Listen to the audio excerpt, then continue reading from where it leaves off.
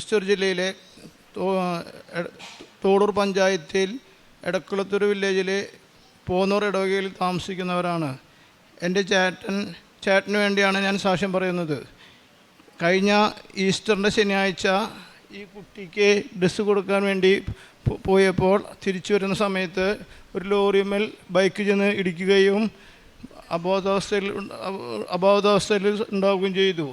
അങ്ങനെ നാട്ടുകാർ ചേർന്ന് അമല ആശുപത്രിയിൽ എത്തിച്ചപ്പോൾ ഡോക്ടർമാർ പറഞ്ഞു വെന്റിലേറ്ററിൻ്റെ സഹായം കൂടാതെ ചികിത്സിക്കാൻ പറ്റില്ല എന്ന് പറഞ്ഞു.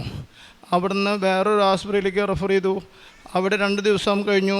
ഒരു എനക്കുമില്ല, ഒരു സംസാരമില്ല, ഒരു ചലനവുമില്ല. അവിടുത്തെ ഡോക്ടർമാർ പറഞ്ഞു 80% ഇങ്ങനെയുള്ള അവസ്ഥയിൽ തിരിച്ച് രക്ഷപ്പെടുകയില്ല എന്നാണ് പറഞ്ഞത്. അവിടുന്ന് വേറൊരു ആശുപത്രിയിലേക്ക് കൊണ്ടുപോയി. അവിടെ വെന്റിലേറ്ററിൻ്റെ സഹായത്തോടെ 12 ദിവസം ചികിത്സയിലായിരുന്നു. അങ്ങനെ 10ാമത്തെ ദിവസം ഞാൻ ചേട്ടനെ കാണാനായിട്ട് ICUയിലേക്ക് പോയപ്പോൾ മാതാവിൻ്റെ രൂപവും തൈലവും കൊണ്ട് വിശ്വാസ പ്രമാണം ചൊല്ലി കുരിശ് വരച്ച് പ്രാർത്ഥിച്ചു. മാതാവേ, എൻ്റെ ചേട്ടനൊരു പോറിൽ പോലും എടുക്കാതെ വരികയാണെങ്കിൽ ഞാൻ കൃപാസനത്തിൽ മാതാവിൻ്റെ അവിടെ വന്ന് സാക്ഷ്യം പറയാമെന്ന് ഞാൻ പറഞ്ഞു. ശ്വസിക്കാൻ വേണ്ടി കഴുത്തിൽ തുടച്ച് പൈപ്പൊക്കെ ഇട്ടിട്ടാണ് ചികിത്സയായിരുന്നത്. വെന്റിലേറ്ററിലോട്ട് സഹായത്തോടെ കിടക്കുമായിരുന്നു. 10ാമത് സംബോധം വന്നു. ഇപ്പോൾ യാതൊരു അപകടം കൂടാതെ ചേട്ടൻ എനിക്ക് തിരിച്ചു തന്നു. കാരുണ്യ പ്രവർത്തികൾ പേപ്പർ വിതരണം ചെയ്യലും ദരിദ്രരെ സഹായിക്കാറുണ്ട്. പരിശുദ്ധ അമ്മയ്ക്കും തിരുമാരൻ 1000 നന്ദി. മത്തായിയുടെ സുവിശേഷം 9-ാം അധ്യായം 22-ാം വാക്യം. യേശു തിരിഞ്ഞ് അവളെ നോക്കി അരുളി ചെയ്തു, മകളെ, ധൈര്യമായിരിക്കുക, നിന്റെ വിശ്വാസം നിന്നെ രക്ഷിച്ചിരിക്കുന്നു.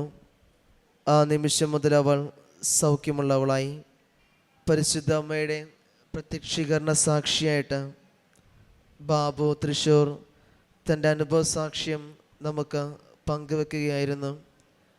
പരിശുദ്ധരുടെ മുമ്പിൽ സാക്ഷ്യം പറയുവാനായിട്ട് ആയിരിക്കുന്നത് തൻ്റെ ചേട്ടനുണ്ടായ അപകടത്തെയും ആ അപകടത്തിൽ ചേട്ടൻ കടന്നു പോയ ബുദ്ധിമുട്ടുകളുമാണ്. 80% സാധ്യത എന്ന് മാത്രം പറഞ്ഞുകൊണ്ടാണ് ഡോക്ടർമാരൊക്കെ പറഞ്ഞു കൊടുക്കുക. എന്നാൽ പരിശുദ്ധ അമ്മയോട് ആശ്രയിച്ചുകൊണ്ടും ഉടമ്പടി നേർച്ച വസ്തുക്കളും അത് വിശ്വാസപൂർവ്വം പ്രാർത്ഥിച്ചുകൊണ്ടും ഈ ചേട്ടൻ്റെ മുമ്പിൽ സമർപ്പിക്കുകയും ഒപ്പം വിശ്വാസപൂർവമായ പ്രാർത്ഥനയാണ് ഈ അപ്പച്ചനെ ജീവിതത്തിലേക്ക് കൊണ്ടുവരുവാനായിട്ട് ഇവിടെ പ്രാർത്ഥനകൾ സഹായമായത്.